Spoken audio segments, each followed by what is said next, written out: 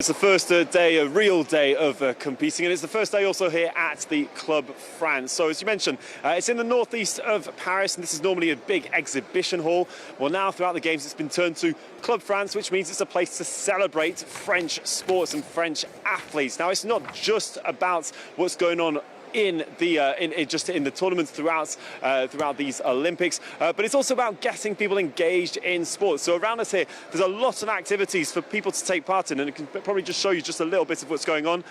You'll see some people behind us on bikes. This is the France's National Research Institute for Sports, and they're showing people just how they manage to use technology to just improve athletic performances and understand how teams work. One of the members was explaining to me how they were using that to understand player performances in rugby sevens, and so every day they've got different kind of themes that they're following, and there's just lots of things for people just to come and try out. It's Club France, but of course it's open to everyone, to the whole public, not just to the French, of course, and the aim is to try and get people then interested into new sports. Perhaps there's boule, as you can imagine, but there's everything. I've just seen a 6-year-old have a go at weightlifting. Of course, they weren't exactly the weights that we'll be seeing in a couple of days' time, but it's about that engagement in these sports. And of course, it's also talking about the legacy that Paris wants to bring to their Olympics, everything in terms of structure. There's a lot to talk about, of course, the green side of the Olympics. They're putting forward quite a lot. But also, as part of these celebrations, well, there are big screens here,